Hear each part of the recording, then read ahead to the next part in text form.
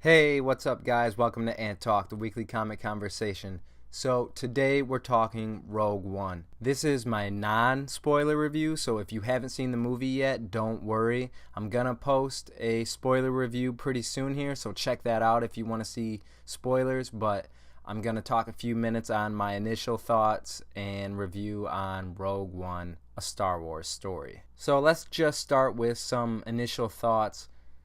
Oh man, I really like this movie.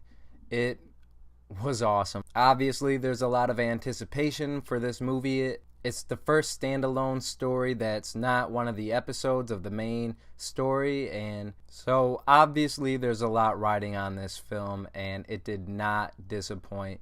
I really enjoyed this movie. I've only seen it once, so I could still be up on the hype on it, and I still need to give it more time to sink in, maybe see it again before I can give it a real critical review, but I was so into this movie and just in awe watching it. So let's just try to start with the negatives.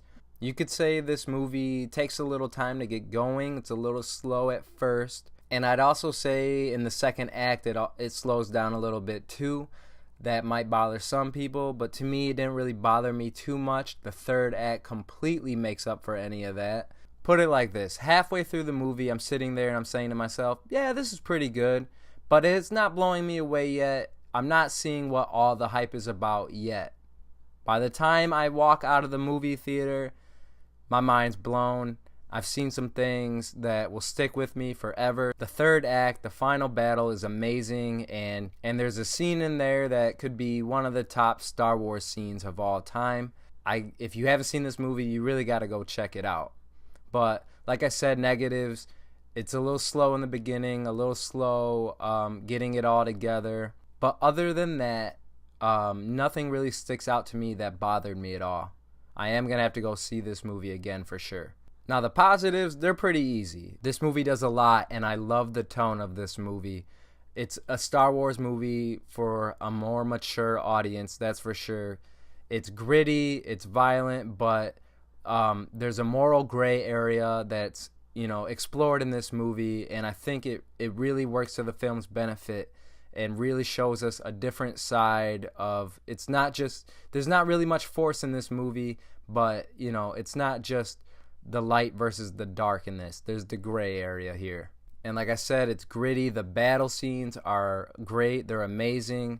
Like, especially the third act. There's one, I think kind of at the end of the first act or so, but that's also pretty good. You can tell these guys worked on war movies before. And it just makes the galaxy far, far away seem that much bigger. It introduces us to new planets. It explores a variety of settings. Like I said, all these new planets. I thought the acting was good, obviously. It had a pretty good cast. The standouts are Donnie Yen, who plays a blind Force user. At least that's what he believes in. That's really the only connection to the Force in this movie that we have is through Donnie Yen's character. I like the way that it's explored. It's not so obvious that, okay, he's a Jedi, he can use the Force. It's not that obvious. Can he really use the Force? Is he Force sensitive? It's hard to tell because he's blind.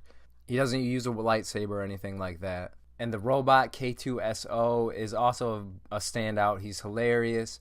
The voice actor did a really good job with him. Felicity Jones does good. Diego Luna does good. His character is the one that really explores that gray area I was talking about. And yeah, just the whole cast.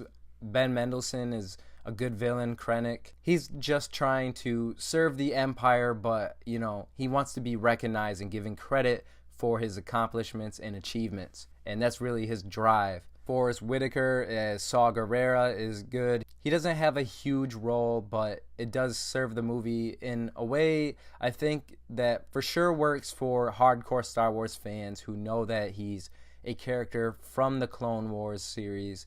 And Forrest Whitaker, obviously, always a great addition to any movie he's in. And Mads Mikkelsen, obviously, also another really good actor. Also does a good job with his role here as well. Like I said, I don't want to get too into details. This is non-spoilers, and I am going to have a spoiler review where I go all out on it. There are a lot of callbacks to the original movies.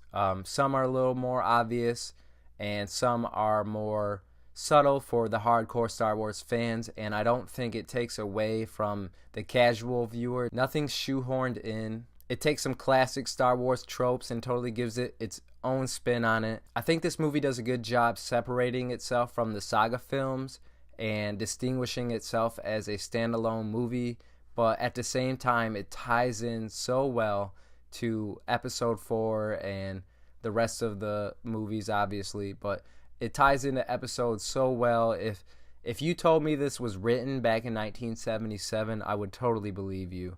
It's almost scary how organic it feels. Like I said, you really got to go check this movie out for yourself. So it ties in beautifully, and obviously, like I said, it has a lot of callbacks to the original movies, but it doesn't leave the prequels out. I'm glad for that. People need to stop hating on the prequels so much. It does have some callbacks and even characters that are in the prequels, but it all makes sense. It all ties in very well. Like I said, nothing's shoehorned in. If you're just a casual fan, you might not notice some of these things, but if you're a hardcore fan, it's in there for you. I wouldn't really call this a negative. Obviously, there's a lot of characters in this movie, but there's not a whole lot of, character depth to them all or development, except for Felicity Jones and Diego Luna. But I think the plot to this movie is so good, and the characters serve the plot well. If you're not going to have character depth, then the characters in your movie need to at least serve the plot well, and they definitely do that. Everybody's kind of got a role, and nobody just seems like they're along for the ride just because. Everybody has a vital and significant part by the end of the movie. And like I said, this movie does a really good job of feeling natural and organic, taking place in the midst of everything that's going on in Star Wars between episode 3 and episode 4. So what else can I really say without giving too much away? Like I said, the battle scenes are great. Actually, they're really good. They do it in some different ways, some different angles and stuff like we haven't seen before. So honestly, it's some of the best battle sequences I've seen in Star Wars history. It does a really good job with that. I know everybody wants to see Vader in this movie. That's not a spoiler. We already know he's in it. He's not in it too much, but it did not disappoint me at all, his appearance. Too much of Vader would have overshadowed the movie, but, I think it works well. It works really well, actually, in my opinion. You might have a different opinion, but I was pretty satisfied. Obviously, James Earl Jones is back as the voice of Vader. You can tell he's 40 years older or so, but, it's really good to hear his voice as Vader again. So these are just my initial, overall thoughts on the movie. Like I said, I don't want to spoil too much. This is definitely something you should go see without having too much spoiled for you. But after you've seen the movie, definitely come back and check out my spoiler review. I'll be posting soon. But those are my initial thoughts on Rogue One, a Star Wars story. This is Ant Talk. Please don't forget to like, subscribe, and, thanks for watching. Take care.